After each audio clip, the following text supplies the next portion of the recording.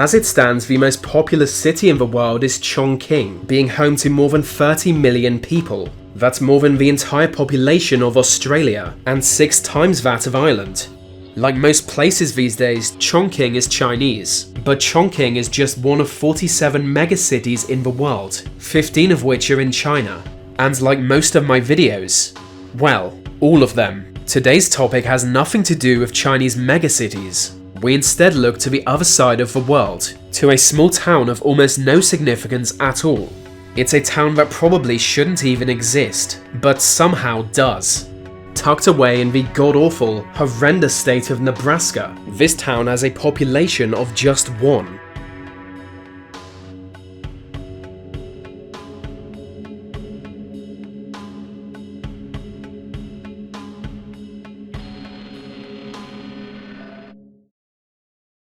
It was in 1902 when the settlement of Monowi was founded. She was always destined to be small, located in Nebraska's remote Boyd County. In the 1930s, she reached a grand total of 150 residents, thanks to it being a stopping point in the Elkhorn Railroad. But inevitably, lack of opportunity would soon lure residents away, and so the already small population grew ever smaller. By 1960, it had fallen to just 40 people, and by the year 2000, it was just 2, a married couple called Rudy and Elsie Ehler. Sadly, in 2004, Rudy died, cutting the population of Monowi by a massive 50%. Since that day, Elsie has been the town's sole resident, choosing for some bizarre reason to not move away. On the bright side, she now serves as the mayor, treasurer, council leader, and librarian of Monowi. She works as a bartender and pays taxes to herself. So that's how Monowi became the only town in North America with just 1 inhabitant. With only 1 home in the town being occupied, it's full of abandoned buildings slowly falling apart, including the old church, school, and post office. It's like a ghost town that's still technically alive, but that's not a particularly unusual situation.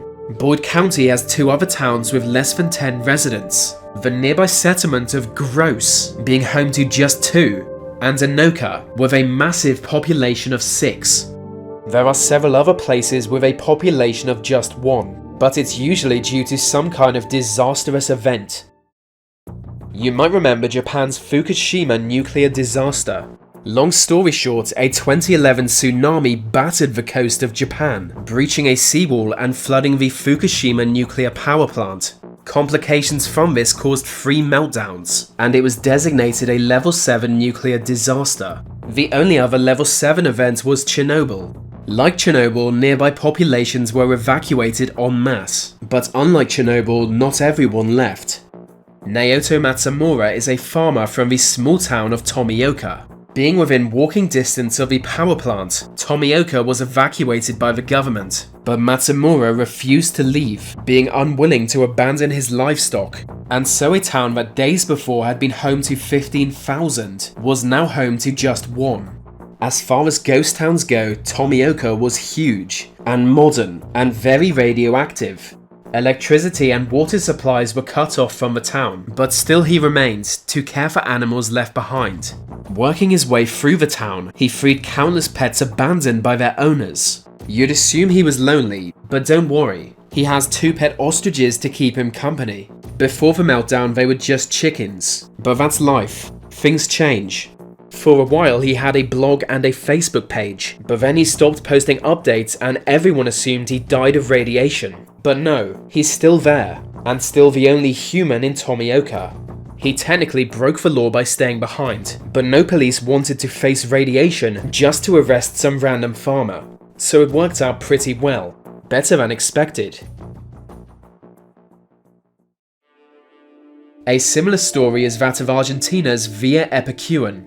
Founded in 1920, she was a beautiful resort town, attracting visitors from across the globe thanks to its nearby lake. For centuries, the lake had been said to possess natural healing qualities, that bathing in its waters could cure almost anything, from diabetes to arthritis. And there might be some truth to that. The water has been found to have unusual mineral content, especially when it comes to salt. Its salt levels are 10 times that of ocean water. In fact, only the Dead Sea has higher levels. As word spread of this magical healing lake, Villa Epicuan flourished, becoming one of South America's most famous resort towns. But like every lakeside town, it was cursed by God. In 1985, a dam guarding the town was breached, flooding the area with water. It became uninhabitable, forcing every resident to leave. At the time, Argentina was experiencing massive turmoil, just 2 years after its military dictator fell from power. Leading members of the previous regime were now put on trial. With all that going on, little attention was paid to Villa Epicuan. Zero effort was made to drain the water or rebuild. She was simply left as is, a real-life Atlantis lost below the waves. For 2.5 decades nothing changed, but by 2009 the waters had begun to recede. Gradually the layout of Villa Epicuan revealed itself, and an eerie scene emerged.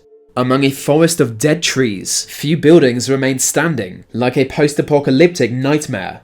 Thick layers of salt encase all that was submerged, further hindering any hope of rebuilding. But one man was undeterred. 89-year-old Pablo Novak is now the town's sole resident, having moved back as soon as water receded. You might be wondering why he chose to relocate to a ghost town. I think it was just to get away from his wife, because he does have one. She lives in a neighbouring town with their children, so it's just him and his dog in the whole town. The man's a lunatic. He needs to be stopped. He just rides around all day on an old rusty bicycle. I'm surprised his family allow it. This kind of thing isn't meant to happen.